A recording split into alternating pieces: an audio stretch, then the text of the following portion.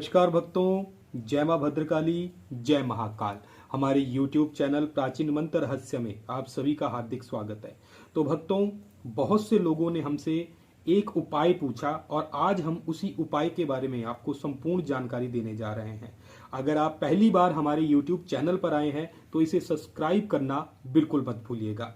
तो भक्तों, यह जो टोटका है नापुंसकता को खत्म करने का यंत्र। जी हाँ, अगर कोई आपके परिवार में है या आपका कोई दोस्त मित्र ही नापुंसक हो चुका है या नापुंसकता का शिकार होते जा रहा है तो यह वीडियो उसके लिए बहुत ही लाभकारी और चमत्कारी होने वाली है, क्योंकि आज इस वीडियो के माध्यम से मैं बताने जा रहा हूं कि नापुंसकता को, नामर्दगी को हमेशा हमेशा के लिए किसी भी इंसान से दूर कैसे किया जा सकता है, वह वापस अपनी काम शक्ति को कैसे धारण करे, आज इस वीडियो के माध्यम से मैं आपको बताने जा रहा हूं। तो जो लोग नापुंसकता का शिकार हो चुके हैं इस वीडियो को अंत तक अवश्य देखें, क्योंकि यही टोटका आपके लिए रामबाण सिद्ध होगा, जिसकी सहायता से किसी भी प्रकार की अगर आपके शरीर में कमी है या आपके विचार हृदय परिवर्तन हो रहा है और आप धीरे धीरे नापुंसकता के शिकार होते जा रहे हैं तो इस वीडियो को अंत तक अवश्य देखिएगा। तो आइए भक्तों, मैं आपको बताता हूं कि इस टोटके का इस्तेमाल आपने कैसे करना है। लेकिन उससे पहले आप हमारे चैनल पर पहली बार आए हैं तो इसे सब्सक्राइब करना बिल्कुल मत भूलिएगा। अगर आपको किसी भी अन्य प्रकार की सहायता की आवश्यकता हो तो स्क्रीन पर दिखाए नंबरों से हर समस्या के समाधान के लिए आप हमारे विशेषज्ञ से परामर्श कर सकते हैं, उससे सहायता प्राप्त कर सकते हैं।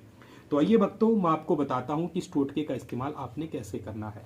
तो भक्तों, यह जो यंत्र है यह सिद्ध यंत्र है। इस यंत्र को धारण किया जाता है। धारण करने की भी विधि होती है। ऐसे नहीं होता कि यंत्र को बनाया और गले में या कमर पे पहन लिया तो ये हमारे लिए काम करेगा, ऐसा बिल्कुल भी नहीं होता है भक्तों। सबसे पहले तो आपने रवि पुष्प योग, जी हाँ, एक ये योग होता है जो आप किसी भी ब्राह्मण या किसी भी मंदिर के पुजारी से पूछ सकते हैं, उनसे पता कीजिए कि रवि पुष्प योग कब आएगा, क्योंकि यह जो यंत्र है यह टोटका सिर्फ रवि पुष्प योग के अंदर ही किया जाता है। तो भक्तों, जब रवि पुष्प योग हो तो आपने सुबह स्नान करना है और स्नान करने के बाद चौघड़ियों को अवश्य देख लीजिएगा, क्योंकि शुभ मुहूर्त में या लाभ के अंदर ही अगर आप इस यंत्र को बनाएंगे तो ही ये आपको फायदा देगा।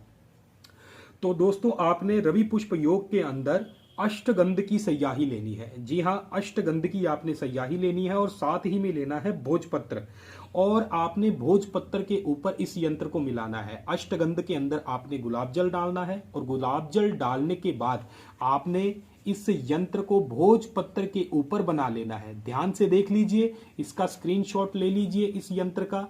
इस ही यंत्र को आपने अष्टगंध के अंदर गुलाब जल मिलाकर अनार की या गुलाब की कलम ले लेनी है और उस कलम की सहायता से आपने भोजपत्र के ऊपर इस यंत्र को हूबहू ऐसे की ऐसे ही बना लेना है। और बनाने के बाद आपने इस यंत्र को किसी भी मंदिर में या अपने घर में मंदिर बिना हो तो वहां पर आपने इस यंत्र के आगे दीपक जलाना है, इसको धूप दिखानी है और धूप दिखाने के बाद यह जो आपका यंत्र होगा यह अभिमंत्रित हो जाएगा, आपके लिए कार्य करने में सक्षम हो जाएगा।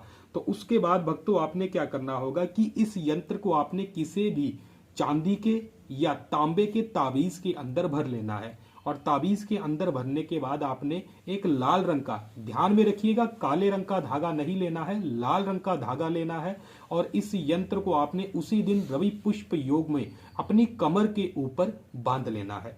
जी हाँ, कमर के ऊपर आपने इस यंत्र को बांध लेना है और बांधने के बाद भक्तों आपने क्या करना कि कम से कम 1.25 महीने तक आपने ब्रह्मचार्य जीवन का पालन करना है। और उसी के साथ आपने साबुत काले उड़द लेने हैं, चावल, साबुत काले उड़द और चावल आपने लेने हैं भोजन के अंदर जितनी ज्यादा संख्या में हो सके उतनी ज्यादा संख्या में।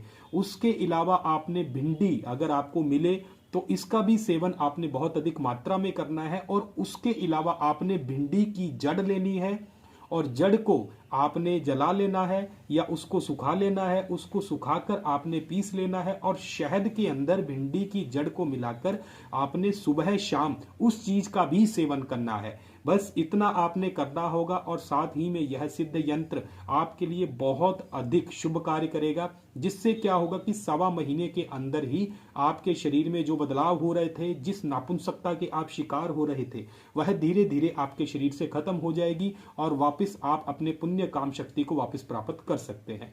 तो भक्तों, इससे अधिक जानकारी प्राप्त करने के लिए स्क्रीन पर दिखाए नंबरों से आप हमें संपर्क करें। अगर आपको हमारा वीडियो पसंद आता है तो इसको लाइक, शेयर और चैनल को सब्सक्राइब करना बिल्कुल मत भूलिएगा। धन्यवाद भक्तों। जय मां भद्रकाली, जय महाकाल।